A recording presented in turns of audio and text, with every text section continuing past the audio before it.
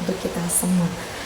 Perkenalkan, nama saya Nurul Aini dari mahasiswa Prodi Kesehatan Masyarakat Fakultas Ilmu Kesehatan Universitas Pekalongan.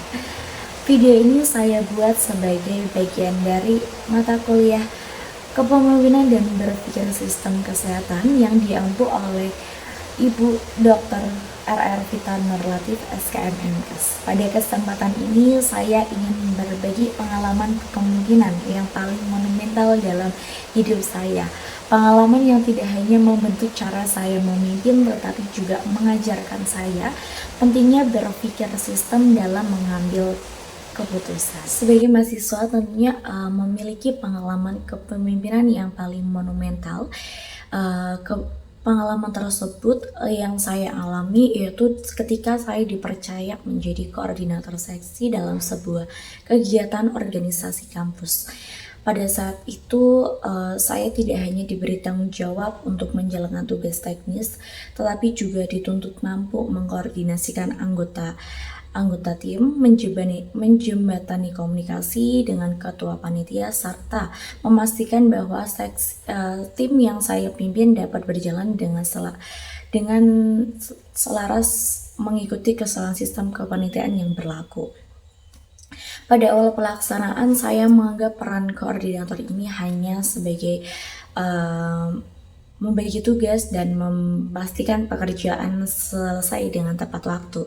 Namun seiring berjalannya waktu, saya menyadari bahwa tantangan terbesar justru terletak pada pengelolaan manusia atau di SDM-nya.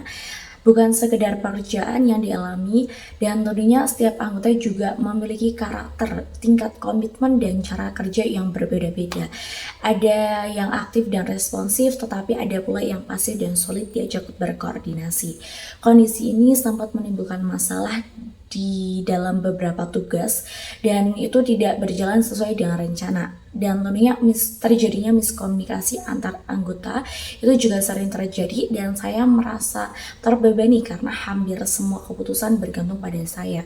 Pada titik ini saya menyadari bahwa saya telah menjalankan kepemimpinan secara individual, bukan sistemik. Saya terlalu berfokus pada hasil akhir tanpa membangun sistem kerja yang jelas di dalam anggota tim saya.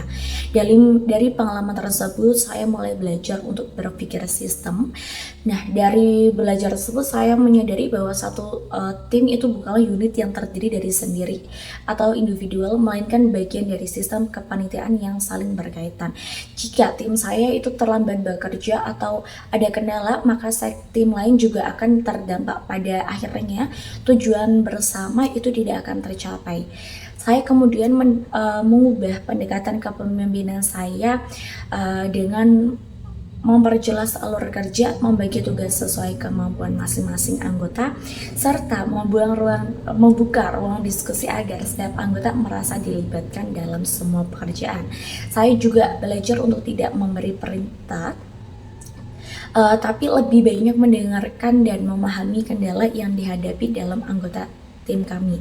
Perubahan ini memberikan dampak yang signifikan tentunya untuk mulai dari anggota yang mulai menunjukkan rasa tanggung jawab yang lebih tinggi, komunikasi menjadi lebih terbuka, dan pekerjaan dapat diselesaikan dengan lebih terkoordinasi.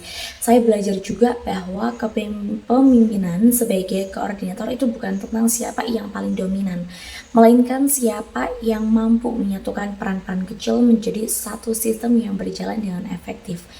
Pada akhirnya kegiatan yang kami laksanakan berjalan dengan baik.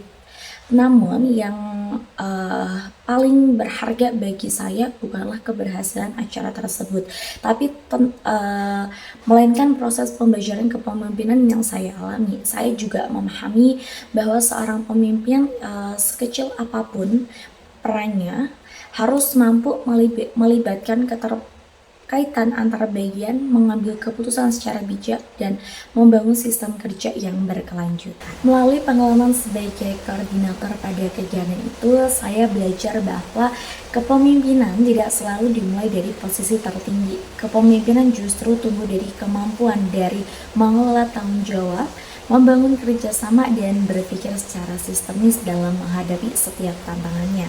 Pengalaman ini menjadi bekal penting bagi saya untuk terus berkembang sebagai individu yang siap memimpin dan dipimpin di masa depan.